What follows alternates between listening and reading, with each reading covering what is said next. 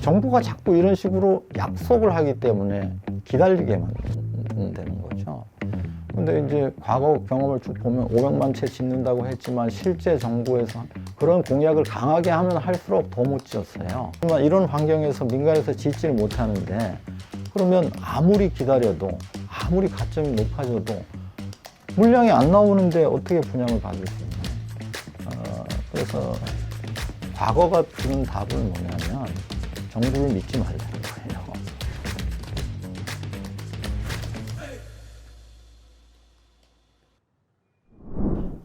저는 곽창석 도시와 공간 대표입니다.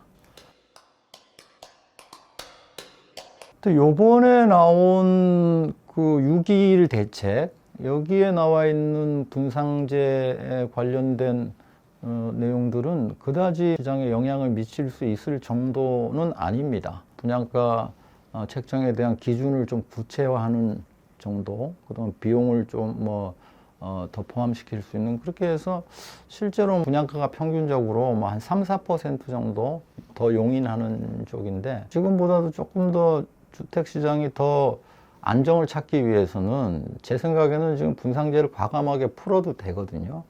어차피 한번 매를 맞아야 돼요. 지금 현재와 같은 이런 공급 분양 환경에서는 갈수록 민간에서는 주택 공급이 줄어들 수밖에 없는 구조입니다. 그럼 이게 계속 집값 상승할 수 있는 압력을 쌓아가는 과정이거든요. 재건축 재개발을 아무리 풀어도 주택이 공급될 수 있는 분상제라든가 현재 또 이런 청약 제도들, 또 이 다주택자들은 분양을 받는다는 꿈도 꿀 수가 없어요. 지금 집 한 채 가진 사람들도 분양을 받으려면 처분 조건부로 분양을 받아야 되고, 또 무주택자들은 청약 가점제이다 보니까 가점이 계속 올라가는데 분양을 받는 게 리스크예요. 분양을 받아버리면은 그 다음에 좋은 게 아무리 나와도 나는 못 받잖아요.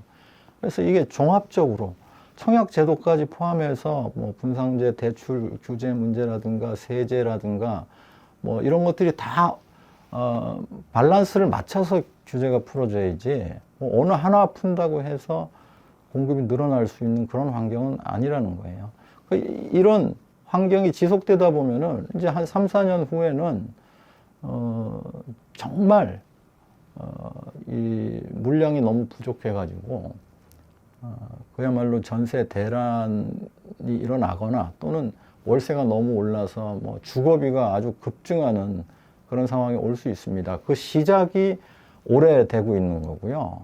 이대로 한 3~4년이 지속되면은 정말 상상하기 힘들 정도의 임대료 폭등 현상이 일어날 수 있겠다 생각이 듭니다.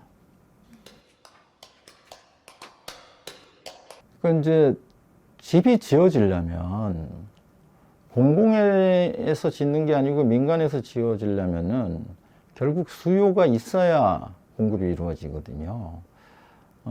근데 현재 청약 제도는 이 수요를 일단 주택이 있는 유주택자들은 청약 시장에서 다 내몬 거예요. 내몰고 집이 없는 사람들 사이에 경쟁을 시켰는데, 집이 없는 사람들도 한 채만이라도 분양을 받으면 그 다음에 분양을 못 받게, 그게 이제 청약 가점제고, 집을 안 사고 있을수록 또는 분양을 안 받을수록 더 점수가 쌓여서 더 높은 가점에 의해서 당첨 확률도 높아지고 또 프리미엄이 많아져서 돈을 벌 확률도 높아지는 거예요. 그러니까 이런 청약 제도를 갖고 있으면은 계속 분양을 안 받는 거예요. 수요가 없는 거예요. 수요가 없으면 짓지를 않습니다. 짓지 않으면은 임대료가 폭등한다는 거예요. 그래서 청약 제도도 사실 이걸 이제 가점제로 갈 때 제가 굉장히 많이 반대를 했거든요. 가점제로 가면 다시 돌리기가 힘들다. 이미 기득권이 주어졌는데 그걸 포기하겠냐고요. 그래서 저는 오히려 이 당시 이제 문정부 초기에 청약제도 개편을 할 때 청약제도를 없애라고 주문했던 사람이에요. 지금은 수요를 확대를 해줘야 돼요. 그래야지 지어지는데, 떡 줄 사람 생각도 안 하는데 지금 지을 사람들 지을 의사가 없어요. 모든 게 다 비싸졌어요. 건축비, 자재비, 인건비 뭐 다 비싸져 있는, 땅값도 올라가 있는 상태에서 분양가 눌러놓고 무주택자만 사라 이렇게 해놓고 분양을 하라면 될 수가 없거든요. 그렇죠. 무주택자들은 이제 뭐 집을 안 사고 있을수록 점점 돈 벌 기회가 커지니까 예, 이런 제도를 반기겠지만은 우리 국민이 무주택자만 있는 게 아니잖아요. 또 이제 무주택자가 무주택 자격을 유지하면 할수록 더 이득이 된다는 거는 다시 말하면 집이 앞으로 안 지어진다는 뜻이거든요. 집이 안 지어지면은 뻔하잖아요. 집값이 뛰게 돼 있잖아요. 그게 이제 소수의 무주택자들, 그것도 자금 능력이 되는 무주택자들을 살리기 위해서 사실 그런 청약조차 할 수 없는 무주택자들을 희생시키는 결과예요. 왜 다른 선진국들은 이런 걸 안 하겠냐고요. 청약제도는 우리나라뿐이 없어요. 그렇죠. 이제 무주택자로서 자격을 유지하고 있으면 앞으로 기회가 올 것 같아요. 새 정부에서도 그런 얘기를 해요. 뭐 청년주택이라든가 3기 신도시가 지어지는데 3기 신도시를 고밀도로 짓겠다고, 많이 공급해 주겠다고, 싸게, 이런 얘기를 하니까 무주택자들은 집을 안 사고 있는 게 훨씬 유리해 보이는 거예요. 그러나 과거 경험이 얘기를 해주고 있는 거예요. 어떤 정부든 정부에서 집을 많이 지어주겠다. 그 정권별로 보면은 적게는 한 200만 채에서 많게는 500만 채까지 짓겠다고. 이번 정부는 250만 채 공약했잖아요. 저는 이게 말도 안 되는 일이라고 생각해요. 왜 정부에서 얼마를 짓는 거를 공약을 하냐고요. 정부에서 짓는 거 아니잖아요.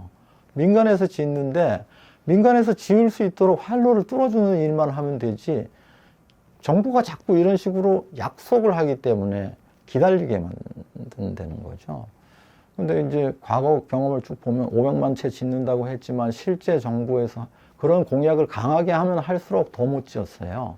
지금 방금도 말씀드렸지만 이런 환경에서 민간에서 짓지를 못하는데, 그러면 아무리 기다려도, 아무리 가점이 높아져도 물량이 안 나오는데 어떻게 분양을 받을 수 있나요? 과거가 주는 답은 뭐냐면 정부를 믿지 말라는 거예요. 믿지 말고 나한테 맞춰서 살 수 있을 때 사야 되는데, 지금이 사기에는 더 어려운 환경이에요.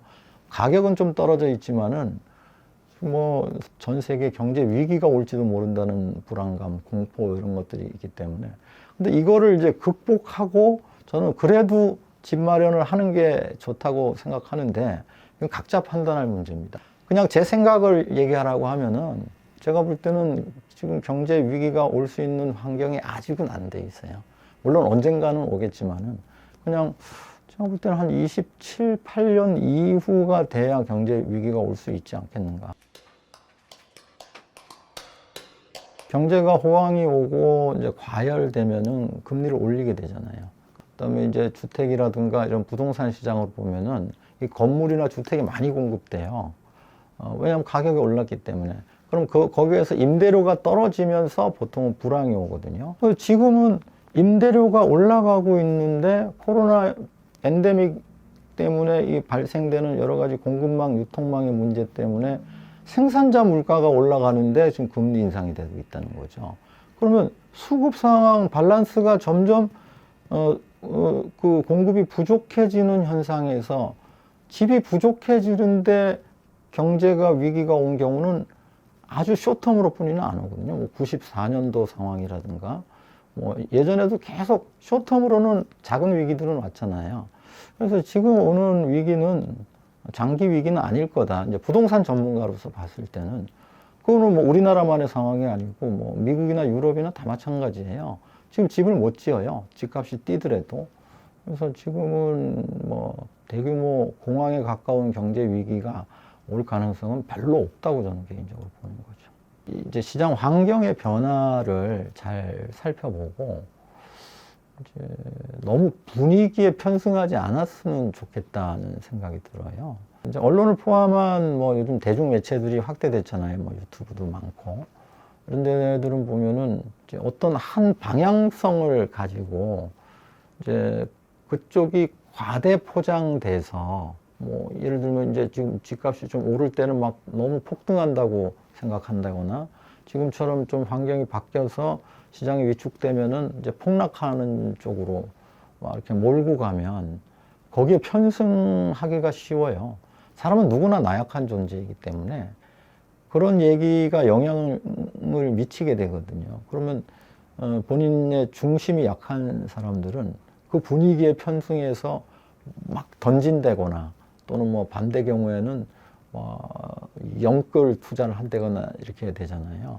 자기 중심을 참 지키기가 힘든데 그거를 결국 어렵지만 깊이 생각해보고 현재 시장이 장기적으로 어디쯤 가고 있는가, 이건 이제 숲을 보는 거죠. 그리고 현재 내가 해야 될 거는 내 능력의 한도에서 해야 될 게 뭔가, 이런 거를 자기중심적으로 판단해야 된다. 이게 뭐 매우 어려운 얘기지만 그게 남들 얘기에 너무 현혹되지 마라. 자기 중심을 가져야 된다. 만약 자세라면 그게 중요하다고 보죠.